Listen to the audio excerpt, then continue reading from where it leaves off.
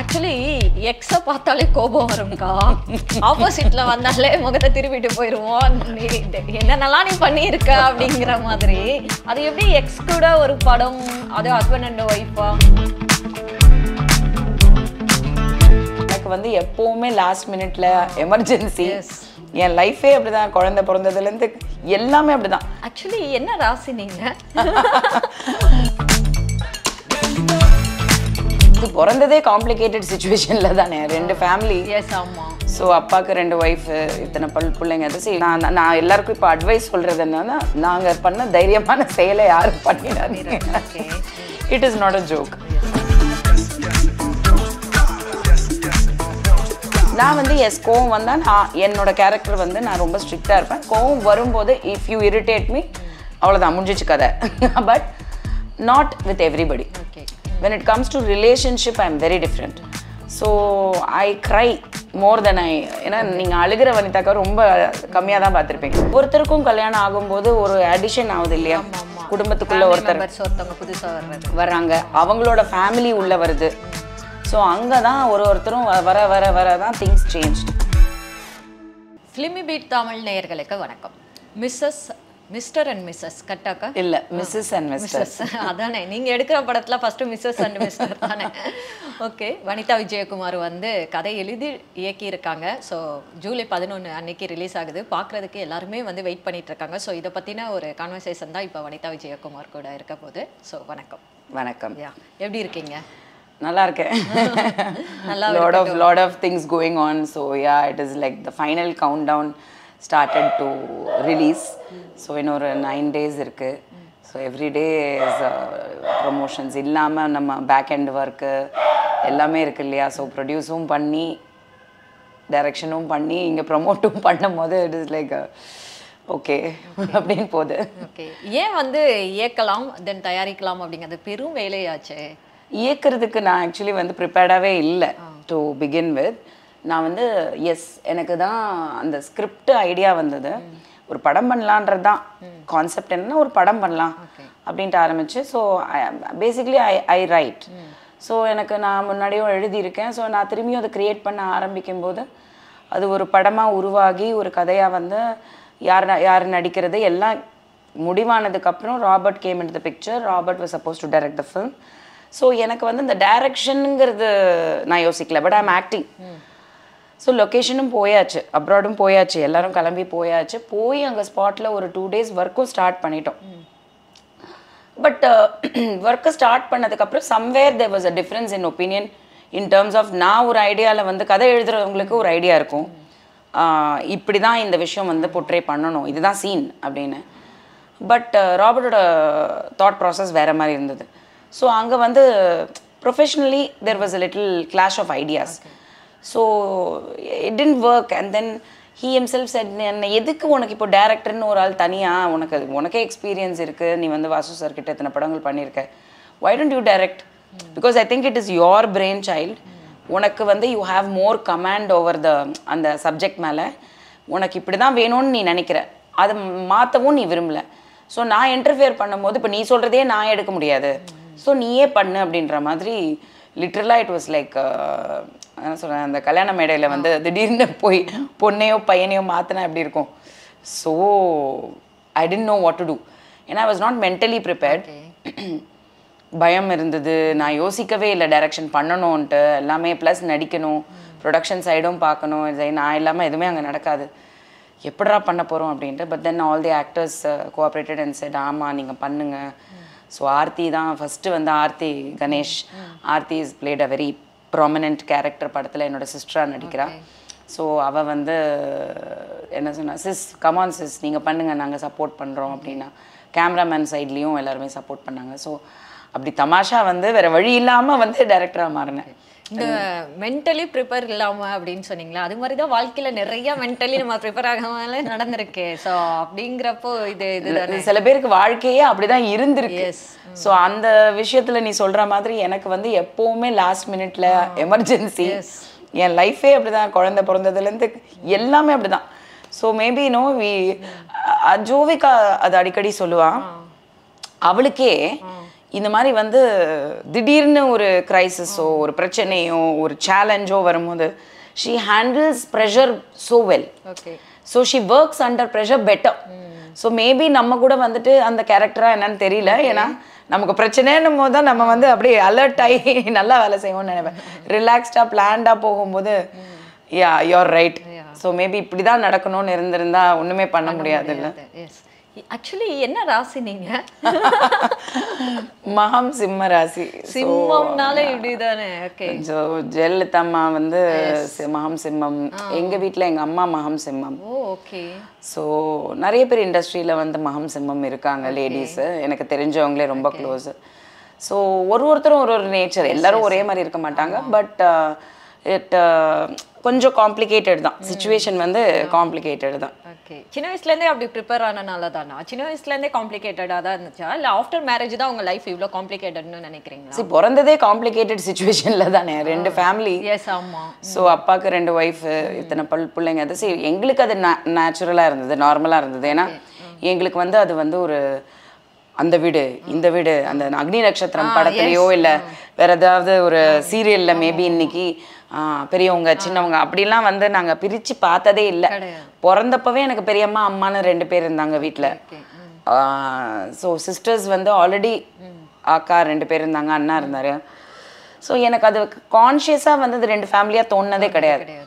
But S, வளர்ந்ததுக்கப்புறம் probably நீ சொன்ன மாதிரி கல்யாணம்ன்ற ஒரு விஷயம் சீரியஸ்னஸ் எந்துன்னு இல்லை, ஒவ்வொருத்தருக்கும் கல்யாணம் ஆகும்போது ஒரு அடிஷன் ஆகுது இல்லையா, குடும்பத்துக்குள்ள ஒருத்தவங்க புதுசா வர்றாங்க, அவங்களோட ஃபேமிலி உள்ள வருது.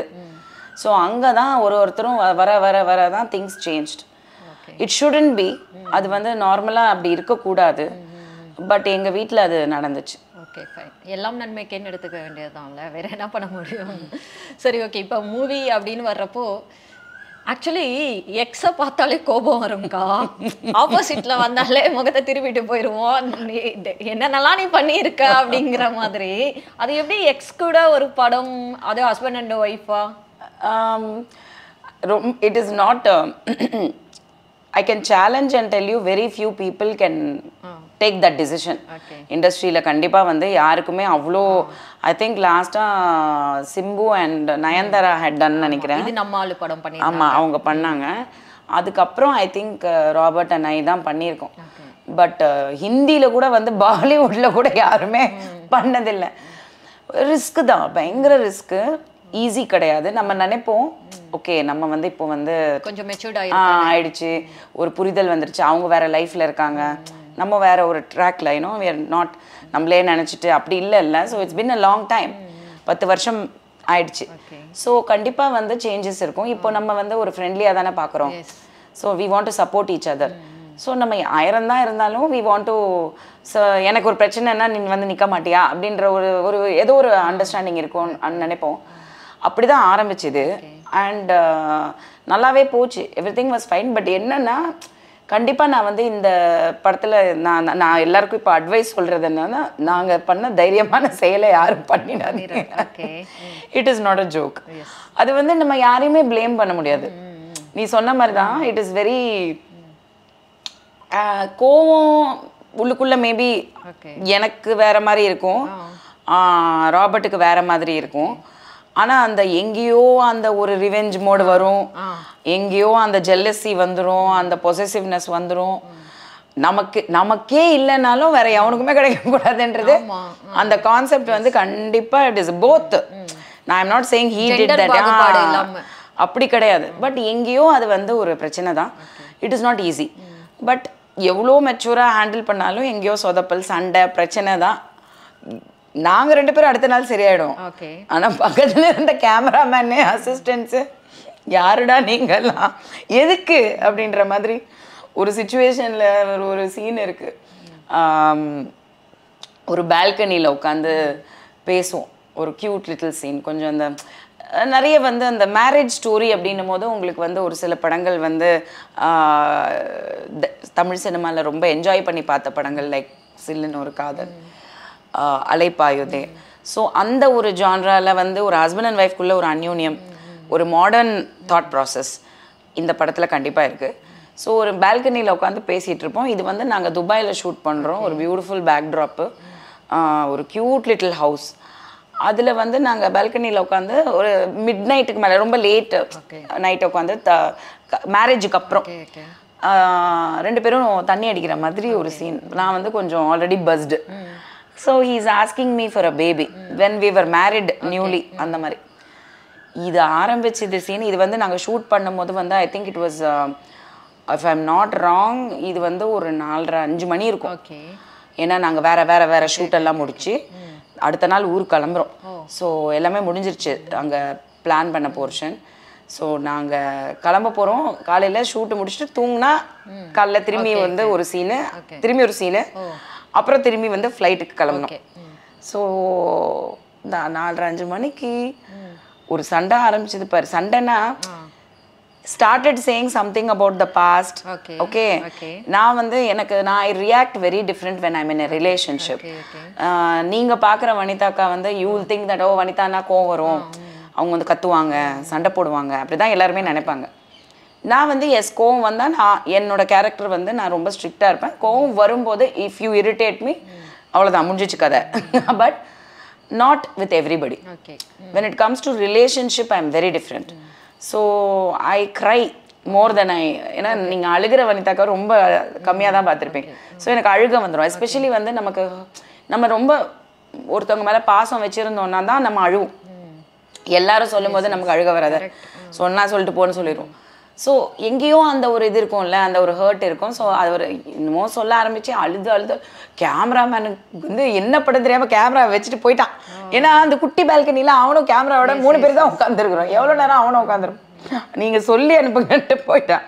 அந்த மாதிரி நிறைய சிச்சுவேஷன்ஸ்லாம் நடந்திருக்கு. So it is very heart.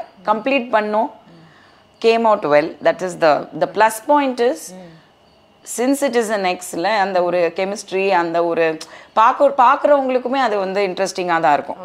It will not be like awkward 2 பேர் என்னமோ பண்ணுறாங்க அப்படி இருக்காது. ஒரு நிஜமாக ஒரு ஹஸ்பண்ட் அண்ட் ஒய்ஃப் பார்க்குற மாதிரி தான் இருக்கும். பட் நீ சொன்ன மாதிரி ஒர்க் பண்ணுறது கண்டிப்பாக ஈஸி கிடையாது, 2 பேருக்குமே ஈஸி கிடையாது. எப்பயாவது பேட்சப் பண்ணலாம்லாம் தோட்டம்? Probably what good have been, அதாவது இப்படி நடந்திருந்தா எப்படி இருந்திருக்கும் அப்படிங்கிறது வந்து ஒரு ரிமைண்டர் வரும். பட் சம்டைம்ஸ் வந்து நல்ல வேலை நடக்கல அப்படின்னு கூட தோணலாம், அதுவும் தோணலாம். பட் சென்டிமெண்ட்ஸும் நடக்கும். இப்போ கல்யாண சீன் எல்லாம் எடுக்கும் போது அது நடக்காத ஒரு கல்யாணம், we never got married. And ராபர்ட்டுக்கு நிஜமா அது ரொம்ப ஆசை. ஆமா, அது ரொம்ப அப்பவே. பட் சிச்சுவேஷன் வந்து எங்களுக்கு அமையல. It was complicated. He was going through a divorce and he was not yet divorced and a lot of legal things. So அதனால இப்போ நடக்கும்போது அந்த குபேரன் கோயிலேருந்து வந்திருந்தாங்க. அவங்க தான் அந்த சுபம் முகூர்த்தம்னு சொல்லிட்டு ஒரு சாங், அது நல்லா வைரல் ஆச்சு. ராஜேஷ் வைத்தியா தான் மியூசிக் பண்ணார், சைந்தவி பாடினாங்க. ஸோ அந்த ஷூட் வந்து பாண்டிச்சேரியில் வந்து ஒரு ரெசார்ட்டில் லகுன் ரெசார்ட்டில் நடந்தது, சரோவர் லகுனில். அங்கே நடக்கும்போது வந்து பார்த்தீங்கன்னா அந்த கல்யாண ஷாட் எடுக்கும்போது தாலி கட்டுறதுக்கு மட்டுமே you will not believe அந்த பேக் ஷாட் தாலி முடிச்சு போடுறாங்க, கொரியோகிராஃபர் வந்து டைரக்ட் பண்ணுறாங்க, கேமராமேன் எல்லாமே. கிட்டத்தட்ட ஒரு 30-40 டேக்கு இது தாலி கட்டுறதுக்கு. கை நடுங்குச்சோ ராபர்ட்க்கு? என்னமோ மாற்றி எனக்கு தெரியல, ஏன்னா நான் வந்து பின்னாடி தானே இங்கே தானே கட்டுறாங்க. So I am sitting this side. No, so I am also back shot தான், ஓடிஎஸ்ல தான் நான் உட்காந்துருக்கேன். கை நடுங்குது, மாற்றி பண்ணுறாப்புல, திருப்பி பண்ணுறாப்புல. அப்போ வந்து அந்த குபேரன் கோயில் கிருஷ்ணன் சொல்லிட்டு சார்ன்னு சொல்லிட்டு அவர் ரொம்ப எங்களுக்கு க்ளோஸ், ரொம்ப வருஷமாகவே க்ளோஸ். அவர் தான் வந்து அந்த கோயிலோட நிர்வாகி. ஸோ இன்றைக்கும் எங்கள் வீட்டில் எல்லா பூஜையும் எல்லாமே அவர் தான் வந்து பண்ணுவார். ஸோ அவருக்கு ராபர்ட் அப்பத்துலேருந்தே தெரியுமா, நாங்கள் பண்ணணுன்னா கல்யாணம் வந்து ஆக்சுவலி குபேரன் கோயிலில் பண்ணோன்னு சொல்லி அப்போது பேசினது. ஸோ நான் வந்து அப்போது நாங்கள் பேசினோம், அது முடிஞ்சிருச்சு, நாங்களே அதை பற்றி யோசிக்கல. பட் அவர் வந்து எங்கிட்ட அப்புறமா சொன்னார், நீங்கள் ராபர்ட் ரொம்ப அங்கே பண்ணணும்னு ஆசைப்பட்டாப்புல, ஆனால் இன்றைக்கி நாங்களே வந்து அதை நடத்தி இங்கே ஒரு ஷூட்டிங்காக நடத்தணும்னு இருந்திருக்கு. அவருக்கு அது ஒரு வாட்டி கட்டணும்னு நினச்சாரு, ஆனால் அவர் கிட்டத்தட்ட ஒரு 40 வாட்டி அதை திருப்பி கட்டிட்டாரு, மனசு தீர கட்டிட்டாரு, முடிஞ்சிருச்சு அப்படின்னு. அந்த மாதிரி இட் இஸ் இன்னும் சென்டிமெண்ட்ஸ் எல்லாம் வரும்போது கொஞ்சம் ஆக்வர்டாக இருக்கும். ஓகே. ஏன்னா இது நிஜமாக நடக்கணும்னு நினச்சிது, ஆனால் இப்போ வந்து அது பொய்யா நடக்குது. பட் அது ஸ்க்ரீனில் பார்க்கும்போது அதே சென்டிமெண்ட்டும் வரணும். So it kind of it's very very awkward for us. சரி, உங்களுக்கு ஸ்க்ரீனில் இப்போ முழு படத்தை பார்த்துருப்பீங்கள்ல, எப்படி இருந்தது உங்களுடைய எமோஷ்னல் சென்டிமெண்ட் அது எல்லாமே மிக்சடாக? I don't know, I think I am happy. I am very happy because நான் என்ன சொல்ல வந்தேனோ கண்டிப்பாக வந்து அது கன்வே ஆயிருக்குன்னு தான் நான் நினைக்கிறேன். And flow of the film எங்கேயுமே வந்து எனக்கு ஐயோ இது இப்படி மாற்றி, ஏன்னா நாங்கள் ஆக்சுவலி பிளான் பண்ணது எல்லாமே வந்து நிறைய சேஞ்சஸ் ஆச்சு. இது வந்து எல்லாருக்குமே நடக்காது, ஒரு சிலருக்கு நடக்கும். ஏன் அப்படின்னா ஃபர்ஸ்ட் ஆஃப் ஆல் வந்து லொக்கேஷன் ப்ராப்ளம் இருக்கும், ப்ராக்டிக்கல் டிஃபிகல்ட்டிஸ் தான். ஆர்டிஸ்ட் திடீர்னு வந்திருக்க மாட்டாங்க, இல்லை வந்து ஒரு ஒரு நம்ம ஒரு ஃப்ரெண்ட்லியாக ஒரு படம் பண்ணும்போது சில பேர் எல்லாத்துக்கும் ஃபோர்ஸும் பண்ண முடியாது. நம்ம வந்து ஒரு ரிலேஷன்ஷிப் இருக்குது, அவங்க கூட ஃப்ரெண்ட்ஷிப் இருக்குது. ஸோ ஒரு சில நிர்பந்தனைகள் எப்போவுமே இருக்கும், அது எப்போவுமே ப்ராப்ளம் தான். ப்ரொஃபஷன் வேறு, பர்சனல் வேறு. ஸோ இந்த மாதிரி ஒரு சில ப்ராப்ளம்ஸ்னால ஸ்பாட்டில் நிறைய சேஞ்சஸ் பண்ண வேண்டியிருந்தது. But it all happened. இப்போ பார்க்கும்போது ஒருவேளை அப்படி பண்ணியிருந்தா ஒன்றும் இல்லை, தாய்லாண்டில் வந்து ஆக்சுவலி நாங்கள் வந்து ஃபுல் படம் முடிச்சுட்டு வர மாதிரி தான் இருந்தது. பட் அங்கே போனப்போ 70% ஆல்மோஸ்ட் ஷூட் 50% கம்ப்ளீட் ஆகிற டைமில் ஒரு 2 ஆக்டர்ஸ் வந்து சென்னையிலேருந்து அங்கே வரணும். அவங்க வந்து அங்கே ஜாயின் பண்ணாதான் நம்ம ப்ரீ கிளைமேக்ஸ் பண்ண முடியும். ஒரு டேட் ப்ராப்ளம்னால, ஒரு ஒரு மிகப்பெரிய படத்தோட டேட் ப்ராப்ளம்னால நாங்கள் வந்து அந்த ஆக்டர்ஸ் வந்து இங்கே வர முடியல. ஸோ இப்போ நான் என்ன பண்ணோம், ஒன்று வேறு ஆக்டர் மாற்றணும், இல்லைன்னா நான் கதையை வந்து இங்கே ஷிஃப்ட் பண்ணோம். ஸோ நான் என்ன கால் எடுத்தேன்னா, okay will shift to India. அப்புறம் யோசிச்சேன், நிறைய படங்கள் சென்டிமெண்ட்டாக வந்து அப்ராடில் ஃபுல்லாக எடுத்திருப்பாங்க, ஆனால் இந்தியாவுக்கு வந்து செகண்ட் ஹாஃப்க்கு மேலே வருவாங்க. ஸோ அதெல்லாமே ஹிட் ஆயிருக்கு. நீ ஹிந்தி படத்துலேருந்து நீ எடுத்தேன்னா கூட தமிழ் படத்துலையும் சரி. ஸோ நான் அப்படியே யோசிச்சு, சரி ஓகே இது நல்லதுக்கு தான் நடக்குது, ஷிஃப்ட் அப்படின்னு சொல்லிட்டு கதையை 70 மட்டும் முடிச்சுட்டு இங்கே வந்தோம்.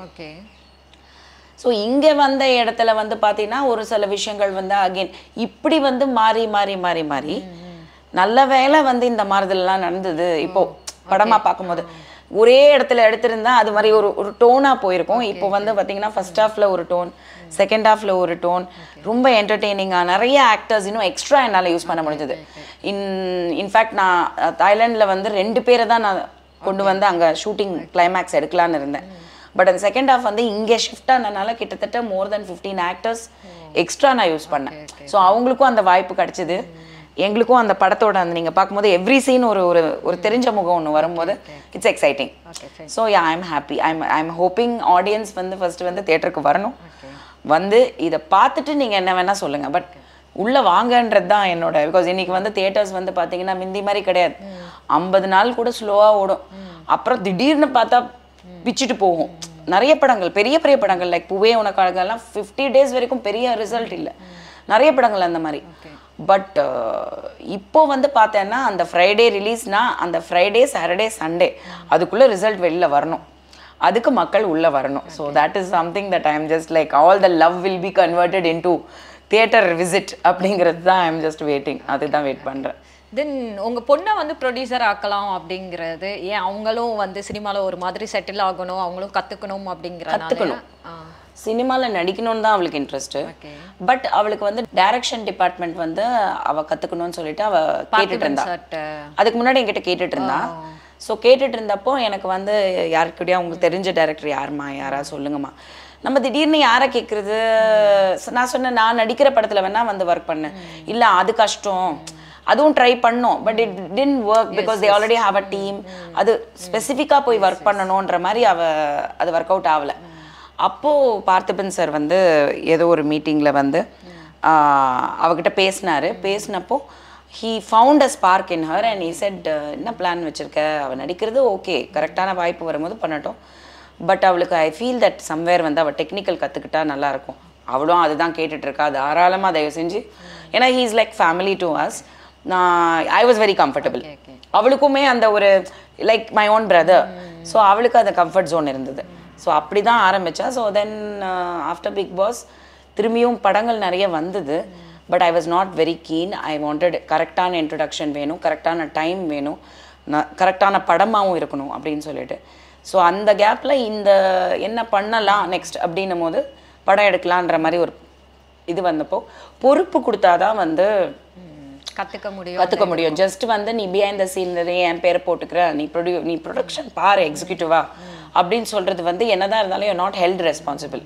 இப்போ நானே வந்து பின்னாடியிலேருந்து டைரக்ஷன் பண்ணிட்டு ஒரு டைரக்டர் வந்து யாராவது பேர் போட்டிருந்தேன்னா இந்த அளவுக்கு எனக்கு வந்து ஒரு ரெஸ்பான்சிபிலிட்டி இருந்திருக்குமா அப்படின்னா யோசிக்க வேண்டிய விஷயம்தான்.